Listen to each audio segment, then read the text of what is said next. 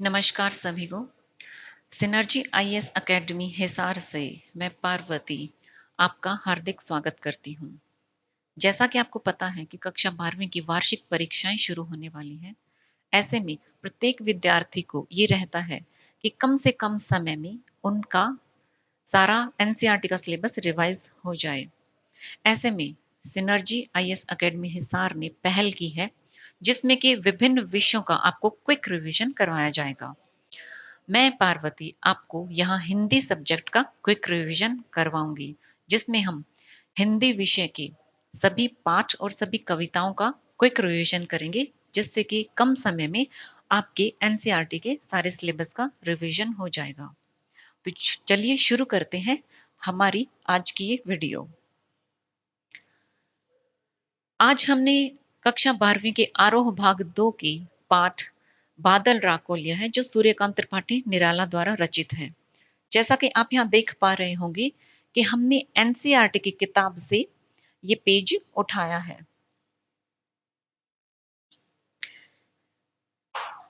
इस कविता में सूर्यकांत त्रिपाठी निराला हमें निम्न और शोषित वर्ग के द्वारा की जाने वाली क्रांति का वर्णन करते हैं, जिससे कि शोषक वर्ग भयभीत रहते हैं कि अब तो निम्न वर्ग ने क्रांति कर दी है और अब उनका राज्य समाप्त होने वाला है, और जो निम्न वर्ग है, जो शोषित वर्ग है, वो खुश होने वाला है।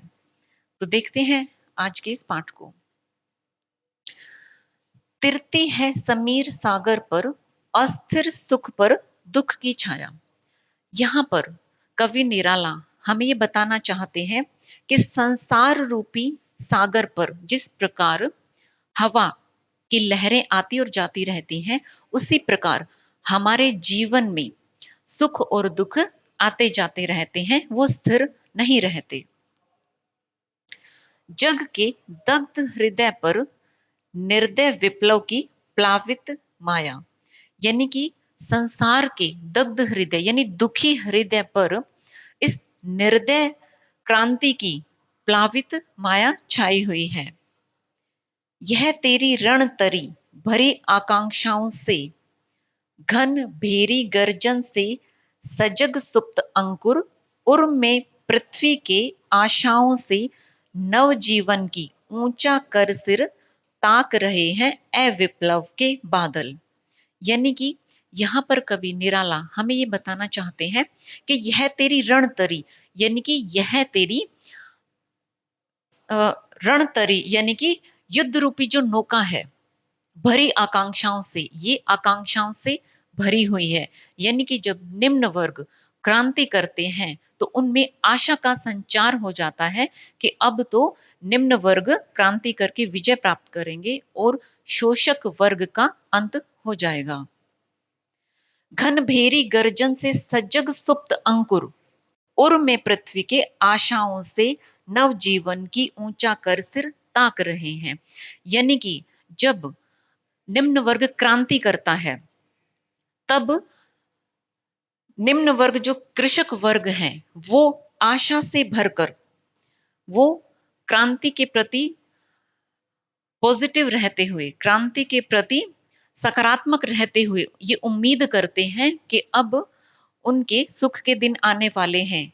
इसको कवि हमें इस उदाहरण के माध्यम से बताते हैं कि घन भेरी गर्जन सजग सुप्त अंकुर, यानी कि जब क्रांति के दूत बादल जोर से गर्जना करते हैं, तो पृथ्वी के उर में यानी कि पृथ्वी के अंदर जो सुप्त अंकुर हैं, वो आशाओं से भरकर नवजीवन की आशा करके कि अब बारिश होगी और उनमें नवजीवन का संचार होगा, इस आशा से वो अपना सिर ऊंचा करके आकाश की तरफ, बादलों की तरफ ताक रहे हैं कि उन्हें अब बारिश का पानी मिलेगा और उनमें नव अंकुर प्रस्फुटित होंगे।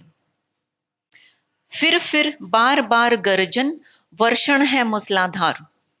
कवि क्रांति के दूत बादलों को संबोधित करते हुए कहते हैं कि जब क्रांति के दूत बादल बार बार वर्षा करते हैं और मूसलाधार वर्षा करते हैं, हृदय थाम लेता संसार। ऐसी स्थिति में ये जो सारा संसार है, ये अपने हृदय को थाम लेता है।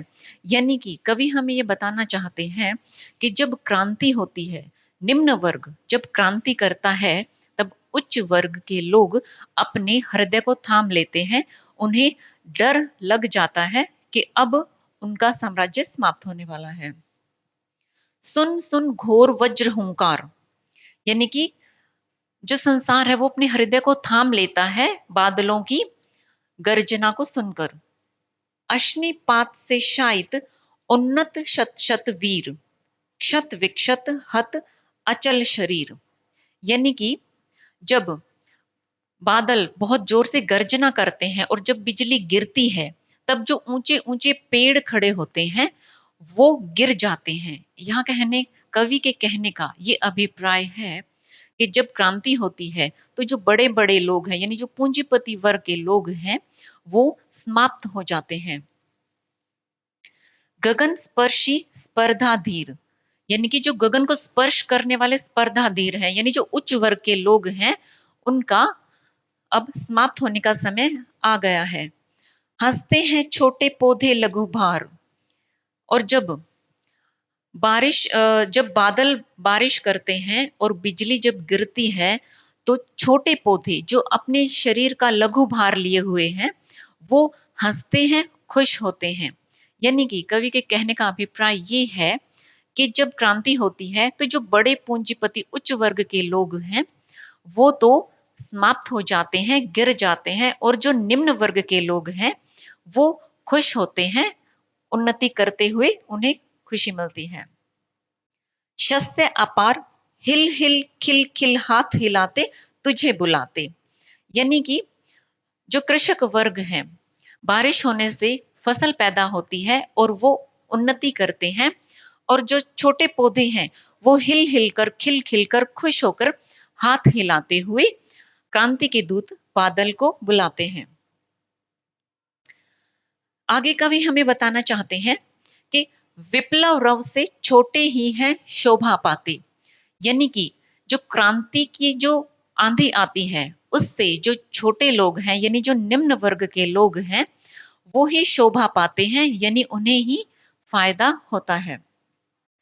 जैसा कि आप यहाँ देख पा रहे होंगे कि ये तस्वीर भी हमने एनसीईआरटी की किताब से यहाँ पर लगाई है। आगे कवि हमें बताना चाहते हैं कि अट्टालिका नहीं है रे आतंक भवन। यहाँ पर कवि हमें जो उच्च वर्ग के लोग हैं, जो शोषक वर्ग के लोग हैं, उनके बारे में बताते हुए स्पष्ट करते हैं कि अट्टालिका नहीं है रे, यानी कि उच्च वर्ग का जो घर है, जो उनके महल हैं, वो अब महल नहीं रहे हैं, बल्कि आतंक का भवन बन गए हैं। क्योंकि जब निम्न वर्ग ने क्रांति कर दी है, तो जो उच्च वर्ग के लोग हैं वो अभी अपने महलों में सारी सुख सुविधा होते हुए भी वो खुश नहीं है, वो डरे हुए हैं। उन्हें महल की सारी साजो सज्जा अच्छी नहीं लग रही है, बल्कि उन्हें वो अपना महल महल न लग के आतंक भवन लग रहा है। सदा पंख पर ही होता है जल विप्लव प्लावन। यहाँ कवि निराला जी हमें बताते हुए कहते हैं कि सदा जो कीचड़ होता है उस पर ही जल विप्लव प्लावन होता है, यानी कि जो आंधी आती है, जब बाढ़ आती है, तब उसका सबसे ज्यादा प्रभाव कीचड़ पर ही होता है, यानी कि वो कीचड़ को बहाकर ले जाती है। यहाँ पर कवि का कहने का अभिप्राय ये है कि जब क्रांति आती है तब उसमें सबसे ज्यादा नुकसान उच्च वर्ग का ही होता है। क्षुद्र प्रफुल्ल जलज से सदा छलकता नीर, यानी कि जो क्षुद्र यानी कि जो निम्न वर्ग का जो प्रफुल्ल जलज है, जो कमल है, उससे सदा छलकता नीर, यानी कि कीचड़ में जो कमल उगा हुआ है उस पर सदा साफ सुथरी पानी की शुद्ध बूंदें होती हैं। यानी कि जब क्रांति होती है तो जो निम्न वर्ग है उसको हमेशा फायदा ही मिलता है। रोग शोक में भी हंसता है शैशव का सुकुमार शरीर। यहाँ कवि निराला हमें बताते हुए कहते हैं कि रोग हो चाहे शोक हो, यानी बीमारी हो चाहे दुख हो, उसमें शैशव का सुकुमार शरीर हमेशा हंसता रहता है। यानी कि जिस प्रकार छोटे बच्चे बीमार होने के बावजूद भी हमेशा खुश रहते हैं, मुस्कुराते रहते हैं, उसी प्रकार जो निम्न वर्ग के लोग हैं वो भी दुख में हमेशा मुस्कुराते रहते हैं।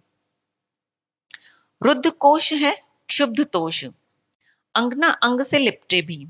रुद्ध कोश है, यानी कि यहाँ पर कवि निराला हमें बताते हुए कहते हैं कि जो अमीर वर्ग के लोग हैं, जो उच्च वर्ग के लोग हैं, उन्होंने अपने कोष को, अपने खजाने को जो निम्न वर्ग के लोग हैं, जो कृषक वर्ग के लोग हैं, उनसे अपने खजाने को भर लिया है। क्षुब्ध तोष है, लेकिन फिर भी जो उनका उन्हें संतोष नहीं है। क्षुब्ध यानी दुखी है, उनका उन्हें संतोष नहीं है, फिर भी वो दुखी हैं। अंगना अंग से लिपटे भी आतंक अंक पर कांप रहे हैं। यानी कि जब निम्न वर्ग क्रांति करता है, तब जो उच्च वर्ग के लोग हैं वो अपनी स्त्रियों के अंगों से लिपटे हुए हैं, लेकिन फिर भी उन्हें बहुत डर लग रहा है। वो क्रांति की वजह से, आतंक की वजह से कांप रहे हैं। धनी वज्र गर्जन से बादल त्रस्त नयन मुख ढांप रहे हैं। यानी कि जो उच्च वर्ग के लोग हैं वो वज्र गर्जन से, बादल की वज्र रूपी जो गर्जना है, यानी कि क्रांति जो हो रही है, उससे त्रस्त नयन मुख ढांप रहे हैं, उससे डर कर अपने मुख और नयन को ढांप रहे हैं। जीर्ण बाहु है शीर्ण शरीर, तुझे बुलाता कृषक अधीर। यहां पर कवि निराला क्रांति के दूत बादल को संबोधित करते हुए कहते हैं कि जो निम्न वर्ग है उसकी जीर्ण बाहु है, यानी कि उसकी भुजाओं में अब बल नहीं रहा है। शीर्ण शरीर, और उनका शरीर जो है जीर्ण शीर्ण यानी कि कमजोर हो गया है। तुझे बुलाता कृषक अधीर, ऐसी परिस्थिति में ए क्रांति के दूत बादल, तुझे जो कृषक वर्ग है, जो निम्न वर्ग है, वो तुझे बुला रहा है।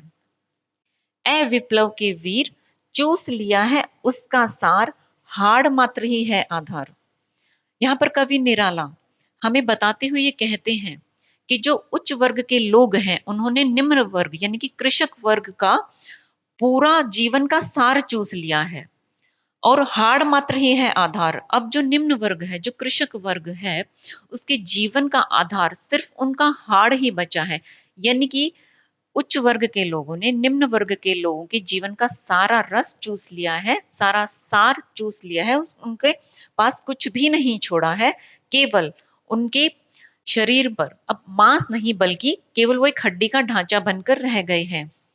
ए जीवन के पारावार, कि ए क्रांति के दूत बादल, केवल अब तुम ही उन्हें ऐसी परिस्थिति से बचा सकते हो। यानी कि अगर क्रांति होगी तो निम्न वर्ग की विजय होगी और उनके जीवन की खुशियां वापस फिर से लौट के आएंगी।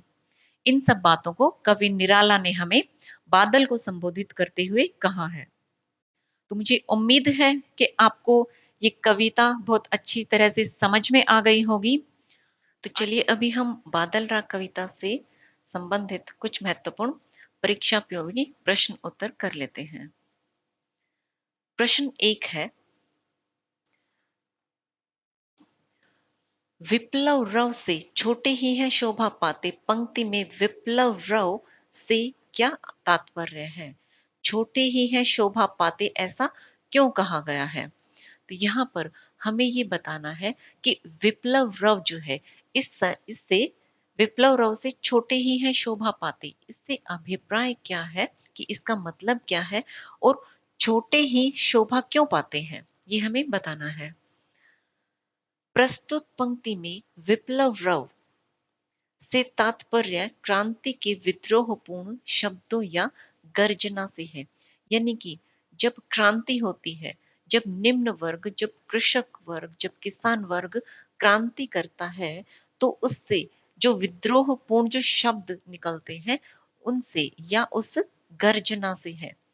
वह ऐसे लोगों की गर्जना स्वर है जो सदियों से पूंजीपति वर्ग के शोषण का शिकार होकर दयनीय जीवन जी रहे हैं।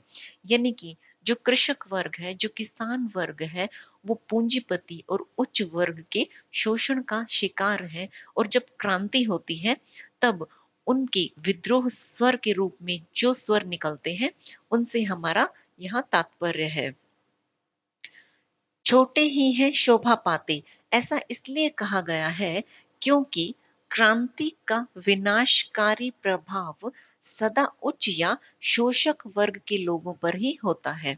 यानी कि जब क्रांति होती है, जब निम्न वर्ग, जब कृषक वर्ग क्रांति करता है, तो उससे जो शोषक वर्ग है, जो उच्च वर्ग है, उन पर ही प्रभाव पड़ता है, उन पर ही नकारात्मक प्रभाव पड़ता है।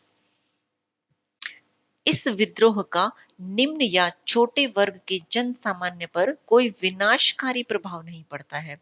यानी कि आपने देखा होगा कि जब जहां कहीं भी क्रांति होती है तो उसमें जो निम्न वर्ग है उसकी हमेशा विजय होती है और जो उच्च वर्ग है वो उनसे हार जाता है और तभी किसी सत्ता में परिवर्तन आता है। उच्च वर्ग क्रांति के शब्दों से भयभीत होता है। जो उच्च वर्ग क्रांति के शब्दों से भयभीत होता है, लेकिन छोटे वर्ग अर्थात जन सामान्य वर्ग के लोग प्रसन्न हो उठते हैं तथा जीवन जीवन में शोषण की मार से निकलकर समृद्धि प्राप्त करते हैं। यानी कि क्रांति के अंत में यह होता है कि जो क्रांति करने वाला वर्ग है, जो निम्न वर्ग है, उसकी विजय होती है, उसकी समृद्धि होती है और जो उच्च वर्ग जो उनका शोषण कर रहे थे उस वर्ग की समाप्ति हो जाती है, वो वर्ग खत्म हो जाता है। अगला प्रश्न देखेंगे कि हंसते हैं छोटे पौधे लघुभार के माध्यम से कवि ने किन की ओर संकेत किया है और क्यों। यानी कि कविता में जब कवि ये कहते हैं कि हंसते हैं छोटे पौधे लघुभार, तो ये बात क्यों कही गई है, हमें ये बताना है। कवि ने छोटे पौधे के माध्यम से पिछड़े वर्गों और शोषितों की ओर संकेत किया है। यानी कि छोटे पौधे जो हैं वो कृषक, शोषितों के या पिछड़े वर्गों के प्रतीक हैं, जो संपन्न वर्ग के शोषण के कारण दीनहीन दशा प्राप्त कर किसी प्रकार जीवन जी रहे हैं। यानी कि जो निम्न वर्ग है वो उच्च वर्ग के शोषण का शिकार होकर किसी तरह अपना जीवन जी रहे हैं। वे क्रांति रूपी बादलों के आगमन पर प्रसन्न हैं कि क्रांति के बाद शोषक वर्ग मिट जाएगा और उन्हें फलने फूलने पनपने का उचित अवसर प्राप्त हो जाएगा।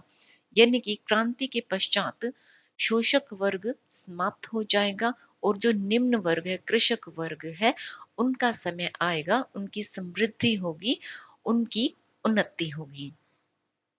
तो ये थे हमारे बादल राग कविता के कुछ महत्वपूर्ण परीक्षा से संबंधित प्रश्न। तो मुझे पूरी उम्मीद है कि आपको ये प्रश्न बहुत अच्छी तरह से समझ में आ गए होंगे और यदि पेपर में इस तरह से कोई भी प्रश्न अगर बनकर आता है तो आप उसका अच्छी तरह से जवाब दे पाएंगे। तो मिलते हैं अपनी अगली वीडियो के माध्यम से, तब तक के लिए धन्यवाद।